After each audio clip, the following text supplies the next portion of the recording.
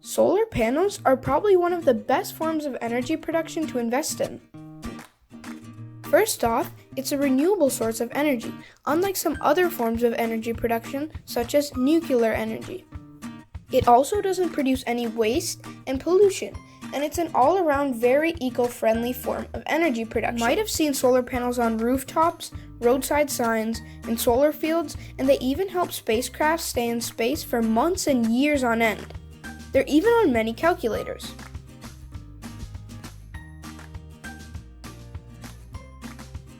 You've probably seen a solar panel somewhere before, but have you ever stopped to think about the science behind these solar panels? Also, at the end of the video, I'll be talking very briefly about some pros and cons of solar panels, so make sure to stick around for that part. Also, shout out to my friend Robot Vaid, and I talk a little bit more about him in the description of this video, so make sure to go and check that out.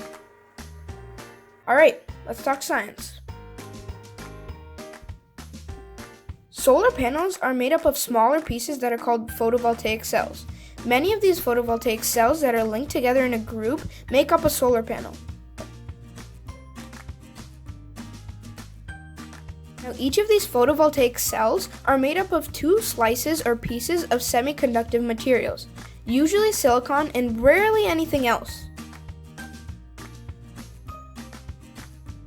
Now, silicon by itself isn't the best conductor of electricity, so additional elements are added to it to help it create and conduct electricity. Now, you probably already know this, but if something has more negatively charged particles of an atom, aka electrons, than positively charged particles of an atom, it is negatively charged. On the contrary, if there's more positively charged particles of an atom, aka a proton, than negatively charged particles, it is positively charged. Now back to the silicon layers. In the top layer of silicon, a dose of phosphorus is used. Phosphorus adds less protons and more electrons, so the top layer of silicon becomes negatively charged. In the bottom layer of silicon, boron is used. Now boron adds fewer electrons and more protons, which means the bottom layer gets a positive charge. This combination creates an electric field at the juncture between the silicon layers of the cell. Now you might be wondering where the sun comes into play. Well, when photons or light particles hit the cells, it knocks the electrons free from the atoms and the electric field propels these electrons out of the juncture. Now, the electric plates that are on the side of the solar panel picks up the electrons and transfers them to wires, and the electrons are now able to flow along the circuit. This is now a usable source of energy, just like any other source of energy. Now let's talk about some pros and cons really quickly. First off, it's a renewable source of energy. If you have a solar panel or multiple solar panels installed on the rooftop of your house, you are generating some of your electricity, so it therefore lowers your electricity bill and improves the value of your home. The operating and maintenance cost of a solar panel is low. Since it doesn't produce any waste or harmful gases, it's a clean source of energy. Since solar energy is provided by nature, more precisely the sun, it's thus free and abundant. Now the cons of solar energy.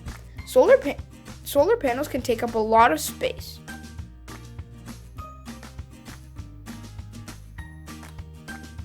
Currently, solar panel efficiency levels are relatively low, but that could change in the future. Finding a solar panel installer may be hard to find depending on your region.